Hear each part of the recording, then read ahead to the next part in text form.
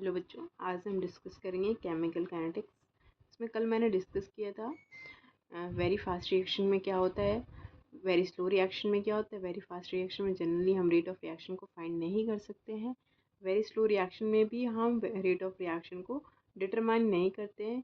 तो यूजुअली जो हम रेट ऑफ रिएक्शन को फाइंड करते हैं वो हमारे मॉडरेट रिएक्शन। मॉडरेट रिएक्शन क्या है? जनरल जो हमारा मॉलिक्यूलर रिएक्शंस होते हैं वो सारे ही हमारे मॉडरेट रिएक्शन के अंदर आते हैं, जैसे कि nitrogen plus 3 hydrogen gives 2NH3। सो इसमें नाइट्रोजन नाइट्रोजन ट्रिपल बॉन्ड है, हाइड्रोजन हाइड्रोजन के बीच में बॉन्डिंग है। फिर हमारा एक अमोनिया मॉलिक्यूल्स बनना है जिसमें न्यू नाइट्रोजन हाइड्रोजन के बीच में बॉन्डिंग हो रही है। तो जो हमारा जनरल जो केमिस्ट्री में जो भी केमिकल रिएक्शंस होती हैं वो सारी हमारी मॉडरेट रिएक्शन के अंदर जो भी रिएक्शंस आती हैं वो ही उन्हीं का हम केमिकल काइनेटिक्स डिस्कस कर सकते हैं या फिर रेट ऑफ रिएक्शन को फाइंड करते हैं। अब नेक्स्ट हमारे इस चैप्टर में जो टॉपिक आता है वो है हमारा रेट ऑफ रिएक्शन। तो जो रेट ऑफ रिएक्शन है उसको जनरली हम एवरेज और इंस्टेंटेनियस मेथड से निकालते हैं। तो रेट ऑफ रिएक्शन जो हम एवरेज निकालते हैं उसके बारे में अभी मैं डिस्कस करूँगी। जैसे कोई सिंपल आपका रिएक्शन है 2A + 3B गिव्स 4C। तो इसका एवरेज रेट ऑफ रिएक्शन लिखना है तो हम कैसे लिखेंगे? हमारा A और B रिएक्टेंट मॉलिक्यूल है, तो जब भी हम इसके बारे में लिखते हैं तो नेगेटिव साइन यूज़ करते हैं, और जब प्रोडक्ट का लिखते हैं तो हम पॉजिटिव यूज़ करते हैं। तो इसका अगर हम लिखें तो -1/2 del A upon del T equals to -1/3 del B upon del T। ये दोनों ही रिएक्टेंट है, और जो ये अपॉन में आता है वो हमारा इसका स्टोइकियोमेट्री आता है। ठीक है बच्चों, जैसे 2A हमारा और प्लस 3B, तो 2 यहाँ पे इसका स्टोइकियोमेट्री है, 3 इसका स्टोइकियोमेट्री है। तो इसका जनरल मेथड माइनस पर लिखेंगे, फिर उसके बाद 1 अपॉन इसका स्टोइकियोमेट्री, फिर del A upon del T। फिर इसके लिए लिखेंगे -1 अपॉन इसके stoichiometry 1/3 del B upon del T।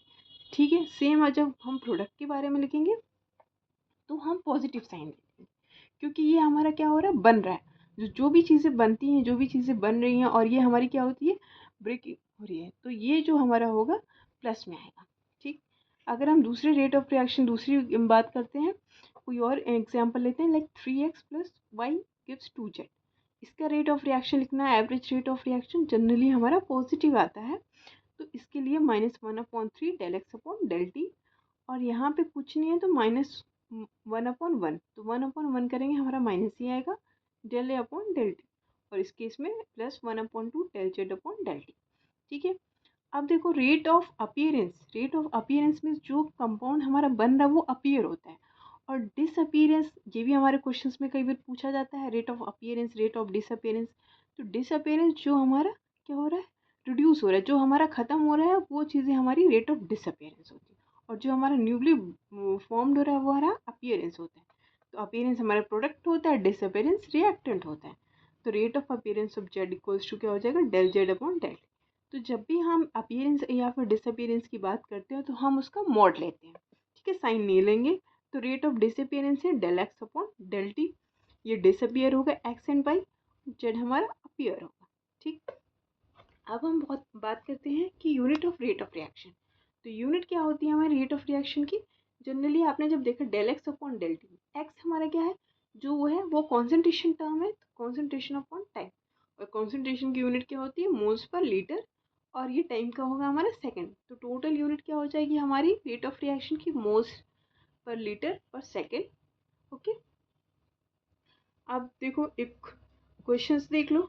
इसमें अगर मान लो 4NH3 + 5O2 gives 4NO + 6H2 दिया हुआ है, और इसमें आपसे पूछ दिया क्वेश्चंस में कि find the rate of appearance of NO।